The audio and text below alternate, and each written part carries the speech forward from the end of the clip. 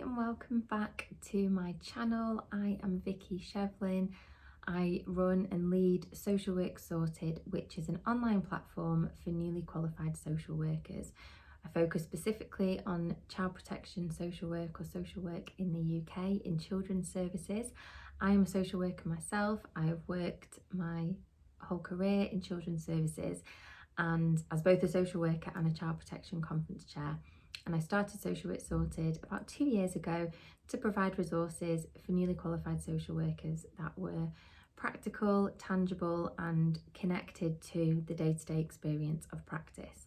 And this is part 2 of a series on managing difficult phone conversations or having difficult phone calls. If you've not watched part 1, then maybe head back and watch that, because we set up the context there, really thinking about what we perceive to be a difficult phone call in the first place and how we actually can break down those perceptions before we've even picked up the phone to someone. And in today's video and podcast, I'm going to be talking about the environment. So the environment that we are in when we are making a phone call, but also being conscious of the environment the other person is in. So that person on the other end of the phone, what kind of environment they are in. Are they in a position to receive the phone call and get that verbal information that we are going through? Those environments are really important because when we're in person having a conversation, we rely really heavily on our body language. I think our communication is around 90% body language, facial expressions, rather than what we say. And so with that being removed when we are on the phone, we need to think about the other factors that are impacting our ability to communicate and the person on the other end, their ability to receive information and communicate as well. And there are some references, some links in the show notes that you can go through and have a read about the different things to consider when we're thinking about environment, because we're thinking about our physical space. So you know, the room that we're in, the things that we have around us. We're thinking about kind of what we're exposed to in terms of our sensory exposure, lights, sound, fresh air, and we want to think about all those things for the other person as well. So everything that they are connecting with and everything that they're experiencing when they pick up the phone.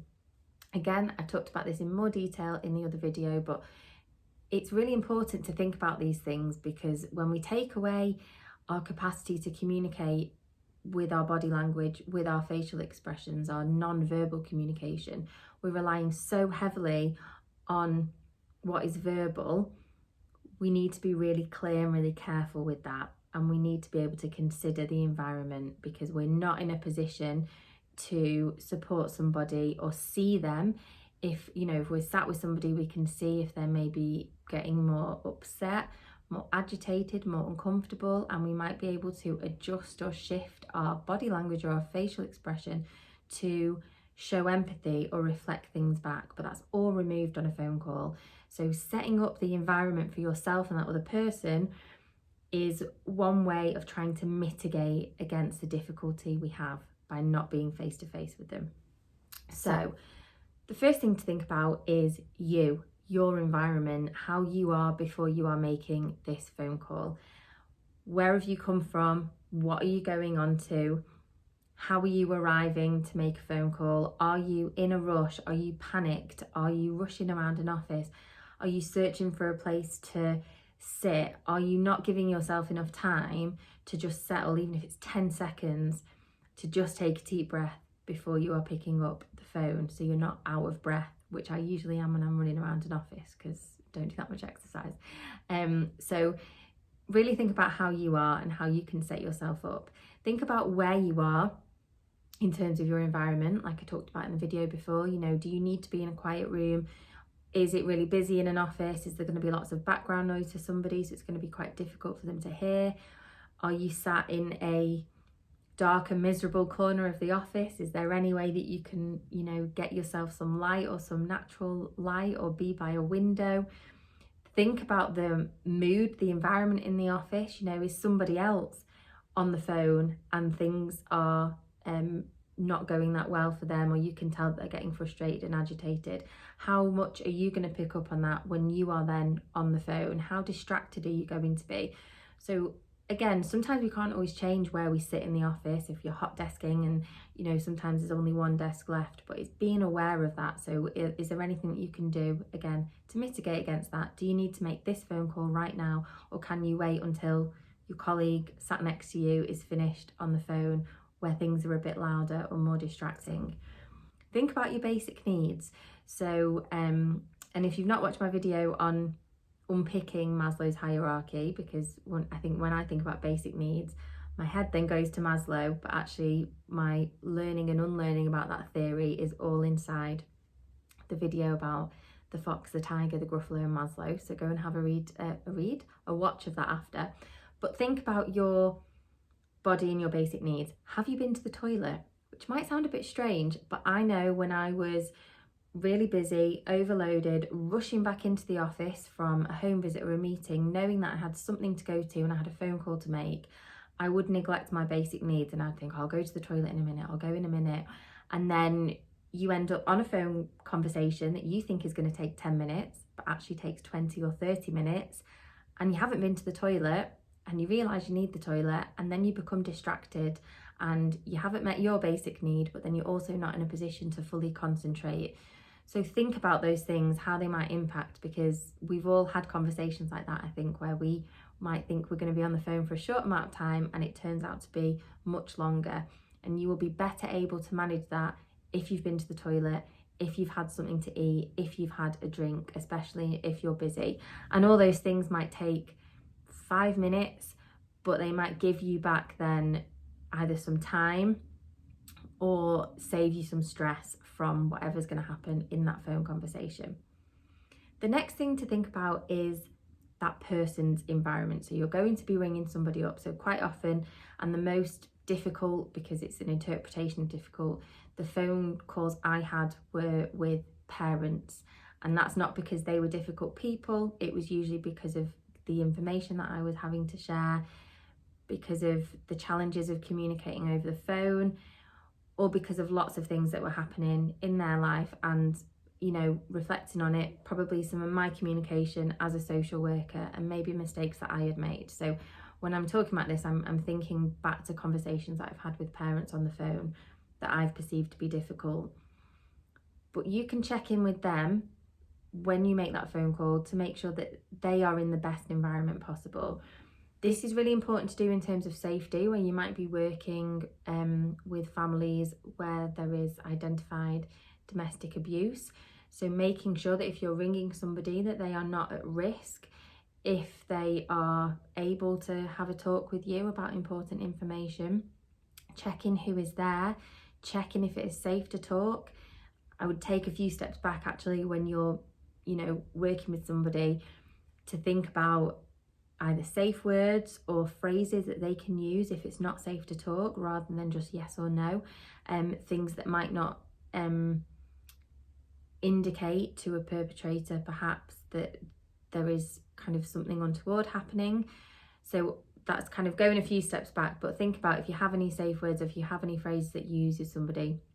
It's just so important, because we can place somebody at such increased risk from even just contacting them over the phone and sharing certain pieces of information over the phone.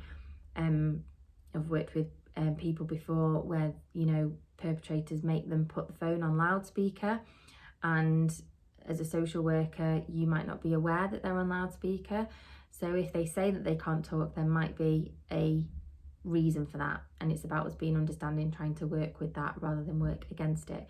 So checking that that person is first of all safe to talk. The next thing is maybe preparing them if you are going to be sharing difficult information, if you're going to be sharing information that requires a specific response. Saying, you know, I've got something to share and it might be hard for you to hear this, but I need to let you know now, because I know I'm supposed to see you tomorrow, but I need to let you know before tomorrow, because otherwise you would be doing that in person, I would hope. So trying to prepare that person so they know they can match their environment with the information they're about to receive. So if someone says to me, I've got something really important to share with you, and I'm doing a school pickup or I'm in the supermarket, it gives me the opportunity to say, actually, no, I'm here and I can't receive that information right now. Can you, I can't talk about that right now. Can you ring me back another time? So checking where people are, not just who else is with them, but where are they, and do they have the 5 or 10 minutes that you need to have this specific conversation? Because it's also about being empathetic to people. Social workers are involved in people's lives and intervene in people's lives, but their lives are existing around that. People aren't just sat waiting for a phone call from a social worker. And I think sometimes when we're really busy, it's easy to forget that and let that go to the side of our minds. So being considerate of where people are at, being considerate about who is there, being considerate about whether children are present.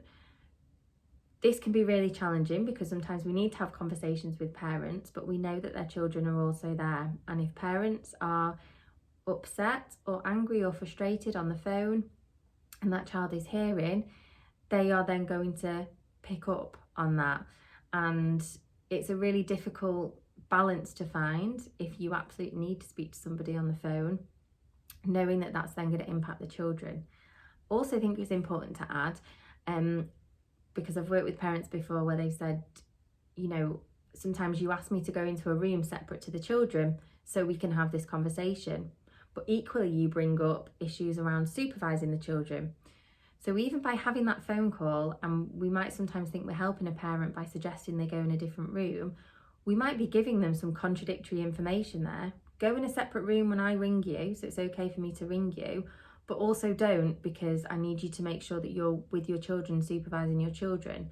And that parent who might have a real fear of social workers and have a fear of something going wrong might think, well, if I'm in the room talking to you and something happens, my child falls over or, gets a bruise, or the siblings start arguing, what am I supposed to do then? I'm feeling really torn. So being mindful of the advice that we give and making sure that it's not contradictory as well. The final thing is to make sure, or I suppose checking on that person's wider environment. So you might hear, even if they don't tell you where they are, you might hear some background noise. You might hear other people in the background. It's reflecting that back and just checking, can I just check who's there, if anyone's with you, because I need to share something that's confidential. I need to make sure no one else hears. If they're saying, yeah, it's fine to talk, and you know that previously phone conversations have been really challenging, or that person has become really upset when you've been on the phone, then it's okay to say, are you sure? Because, last time I rang you and it actually ended up that you were in the supermarket and you got really upset, and I really don't want that to happen again for you. So being mindful of their environment, being able to reflect back if you can hear anything, and if you think that person needs to be in a quiet space or in a calm space, check with them when that will be and when is a good time to call them. And I know how busy you are, I know that time is really limited, but again, actions like that, taking the time to check with somebody when it's okay to call them and have a conversation, can be the difference between you having a conversation that is really effective and solution focused and supportive for that person, or a conversation that is really difficult, challenging, and actually doesn't really get you anywhere.